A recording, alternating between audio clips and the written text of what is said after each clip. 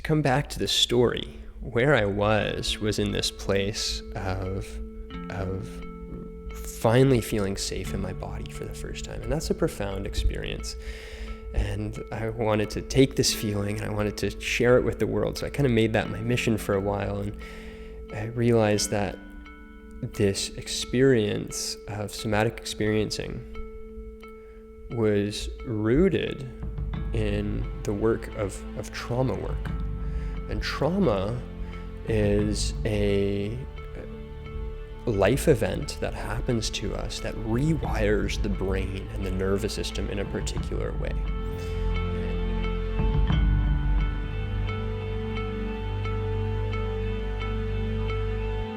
Welcome to the Embodied Relationship Podcast. It is an absolute pleasure to be here with you today.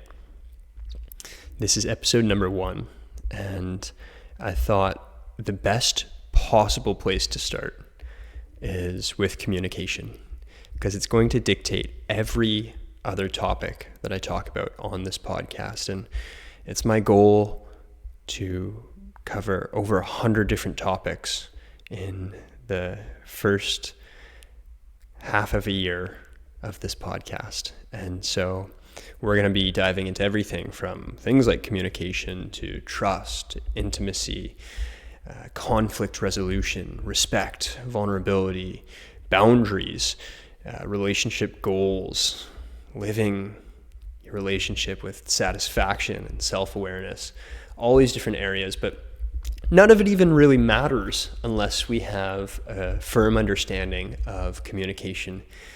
I really like this form of communication where I get to share my thoughts, my teachings here with you. It's completely free. This is my gift to the world and my passion. I really love communication. I really love relationship coaching.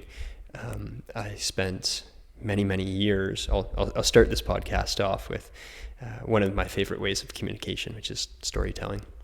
And my story goes a little something like this. I grew up in somewhat of a dysfunctional family. I spent many years traveling around the world trying to find a place to call home. And I looked at places like Australia, New Zealand, Bali. I mean, I traveled everywhere. And all of this was to discover this sense of home, this feeling of home, which is, we can probably all agree, a really great feeling. And growing up in a dysfunctional family and in a pretty violent neighborhood, to put it lightly, I was continuously in a state of fight. And I grew up playing ice hockey. I fought a lot on the ice, and I fought outside of the arena as well in street fights and other times that I had to assert my strength. And sometimes I won, sometimes I lost. That's another story. But the essence of my growing up was I grew up in this state of constantly in fight. I always thought I had to fight for something. And then when I traveled around the world, I thought, oh, finally, like I can find this place to call home where, you know, my nervous system, my heart can feel settled and feel safe. And what I realized after traveling to all of these different places was home wasn't out there in the world somewhere. It was in here. It was in my body. And when I had the opportunity to let go of this constant state of fight, which is a survival state, I actually came to this beautiful, blissful experience of experiencing many different emotions, laughter and tears, all at the same time. And through that, I discovered what it was like to actually feel at home, to feel safe in my body. And this is something that I fell in love with in that moment. I thought, this is amazing. This is bliss. Like, everyone's got to experience this sensation, this feeling that I'm experiencing. And so I started to try to find ways to bottle up this feeling. And one of the ways that I tried to share that with the world and pour the metaphorical bottled feeling into others' cups is I started a different podcast called the Blissful Movements Podcast, which this is now a rebrand of. When I had the other podcast, it was all about taking thought leaders and experts from all around the world, and they could share tips, tricks, and life hacks on how they experienced bliss, how they could live more bliss-filled lives, and how the listeners could also receive that. But for me, I'm now in this place of understanding what it's like to feel this feeling.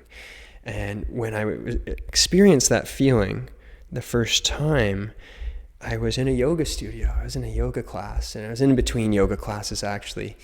And what I realized was, I didn't have all the answers just then. I didn't know what exactly led me to bliss, but I had a few clues. I knew that yoga was one of these vehicles that supported me. I knew that the community that I found in yoga studios was full of like really, safe and loving people. And I decided, well, okay, I don't fully understand this feeling, but I'm going to follow the clues that I have, follow the breadcrumbs. And I decided to become a yoga teacher, and I ended up teaching yoga retreats and workshops all around the world. And then I got really deep into understanding this embodied experience much, much more. And what I understood now that I didn't then, what was happening for me when I had this blissful experience was actually that my body's nervous system was recalibrating and processing a lot of older emotions that it was buffering for a long time. It didn't feel safe to soften and to feel all of that because I was in a chronic state of fighting.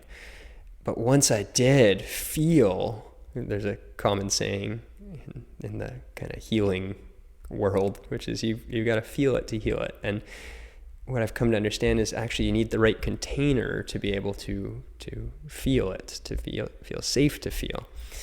And I had the right container, and what I experienced was what we call a somatic experience. And there's a whole field of study called somatic experiencing, the wonderful work of Dr. Peter Levine that I highly recommend anyone and everyone actually check out. To some degree, Dr. Peter Levine is incredible, and I've got an older episode on the Blissful Movements podcast with Eddie Ohm, who is a trauma-informed bodywork expert, and I'd highly recommend listening to that podcast if anyone's interested in kind of following up on some of that work. However, to come back to the story, where I was in this place of finally feeling safe in my body for the first time. And that's a profound experience. And I wanted to take this feeling and I wanted to share it with the world. So I kind of made that my mission for a while. And I realized that this experience of somatic experiencing was rooted in the work of trauma work. And trauma is a life event that happens to us that rewires the brain and the nervous system in a particular way. And in a big way, it likely shapes a lot of our future based upon one single event. And this is kind of how I like to define trauma. And of course, we can start to unpack and renegotiate and understand the story of our own traumas to undo some of that trauma. And that's another podcast. But I became obsessed with trauma because I realized that this work of trauma really shapes and forms the brain and the nervous system in a really big way. And studying yoga, I understood that the nervous system changes the way that we think, it changes the way that we feel, it changes the way that we behave. And this is happening in every moment. Now, where it got really interesting for me is I started to realize and understand that the breath controls the nervous system. There's a beautiful saying or quote in yogic philosophy by B.K.S. Iyengar, and he says that the master of the mind is the master of his senses, meaning he's not allowing his senses to dictate his mind. He's steady in the mind. And then he goes on to say that the master of the senses is master of the breath. Because one who can control their nervous system can control their senses, can control their mind. But that starts with the breath. Now, I've done many other podcasts on breath, and I'll talk much more about that on this podcast as well. But for the essence of this story, all I'll say about that for now is that I became obsessed. And I mean obsessed with the breath. It was the only thing that I thought about. It was the number one thing that I thought about anyway, not the only thing. But what became really interesting is I realized that our traumatic events and our experiences in this world that are shaped by our traumatic events are also shaped by the changing of our breath. Meaning, when an event happens that's traumatic, maybe it's a loud noise over there, I can do one of two things as my nervous system responds to it. The first thing I could do is this. A big gasp, right? A really full, deep inhale. And I'm really shocked by the event. And now my body has woken up to understanding loud noise might mean threat. My breath has sent a signal to my brain, to my nervous system to relay that information. So that's scenario number one. Scenario number two is a loud noise might happen over there, and my breath might be something like this.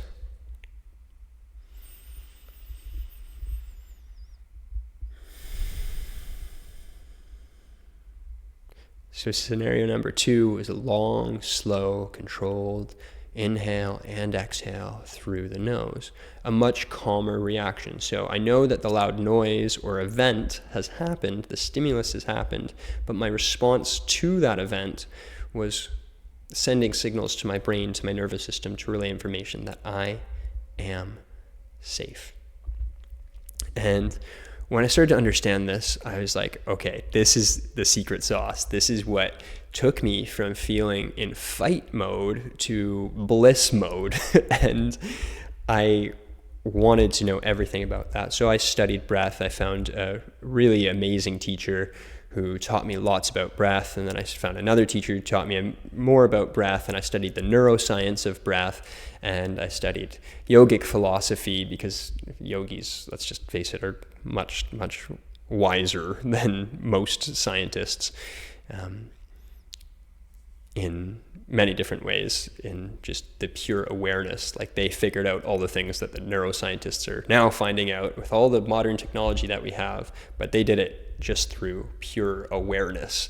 And I think that that is a very undervalued skill. So I became obsessed with breathwork and the nervous system and neuroscience, and understanding that everything in life is actually about relationship, right? Because we can both experience that loud noise over there, and we might have two different reactions based upon how we choose to relate to that thing. And that became really powerful for me as I continued on my journey of life and started to understand that these relationships are really important, and particularly the relationships that we witness from ages 0 to 7 years old. So this is in our developing stages. Now, why this is so interesting is because oftentimes the role models that we have to witness relationships are our mom and our dad.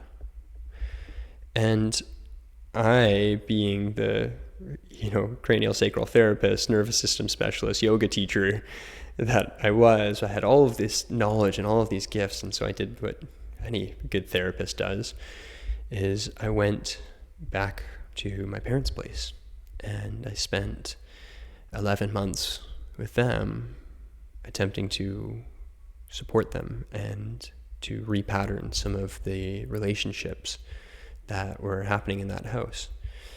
And it was a very enlightening and difficult time. And what I witnessed at various different times in that journey was this dysfunctional relationship between my mother and my father. And when I say that, I mean that they were married, but they were not on the same team.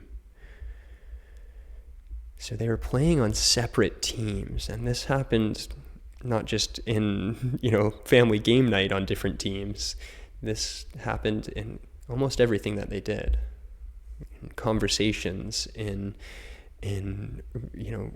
picking up the groceries, in cooking dinner, in planning the household together. All of these parts of life, it was like they were living together, but they're working against each other. And it was the complete opposite of yoga, of union, right? It was this distance between the two.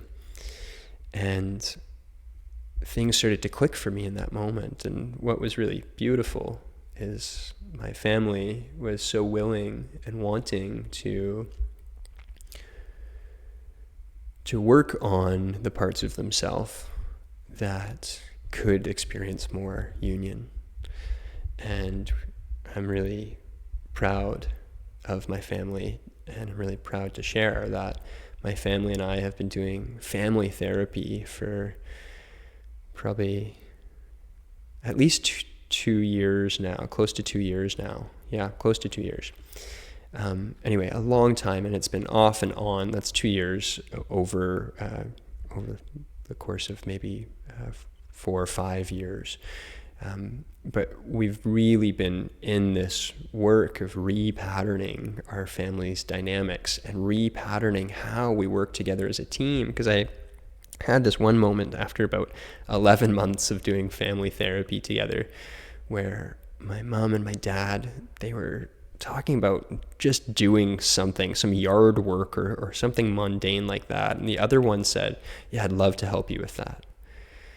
And it was just this, it was so small, but it was this moment of union. It was this moment of them playing on the same team. And 11 months in therapy, I hadn't seen this. 26 or 7 years of being on this planet as a kid, I really didn't think I saw much of that at all. And it brought me so much emotion, again, so much joy, so much love in my heart to witness my parents be on the same team, even if it was so small. And I'm so proud of them. They're so cute and so willing to work on themselves and each other, and they've come a long way. And I'm really, really proud to be a part of that, of their journey of coming back into union, and me being able to witness that and heal from witnessing their relational bond come back together. And all of this is to say that this is why I love to do what I do now.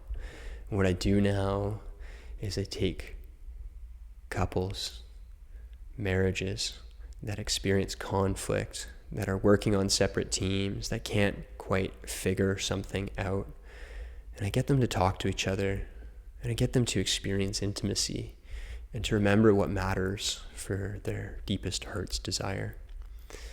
And I support families in coming back to union, and it's the most rewarding work that I could possibly do, because every time I witness it in other families, I remember that piece for me, that moment of what it's like to see my own family come back together into a place of union, into being on the same team. And nothing brings more joy to my heart than that. So this is what I've been doing. And this is me sharing a piece of myself that, I don't usually get to share. And what I mean by that is, what I shared is a deep part of my story. And what I know and what I've come to know is that by sharing deeper parts of my story, I can create deeper connection. I can create more communication in a way that is, vulnerable. I share a vulnerable piece of myself. And when I share a vulnerable piece of myself, I let you in and I give you the chance to be a part of my life. And so I want to thank you for being a part of my life. I want to thank you for tuning in to this very first episode of the Embodied Relating podcast. And I will tune back in again tomorrow with the topic of trust, how to build trust in your relationship. Hello, you beautiful souls. Thank you for listening to the Embodied Relationship podcast with Brady Mack.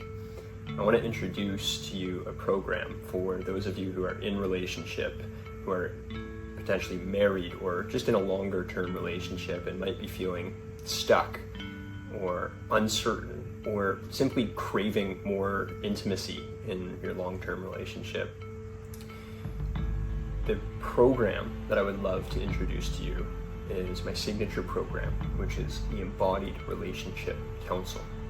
And this is a journey where you get to embark on opening the heart and exploring the power of mindfulness, emotional healing, as well as the science of lasting connection. And it's not just about the spark, it's about creating conscious love that evolves over time and actually thrives with more time together.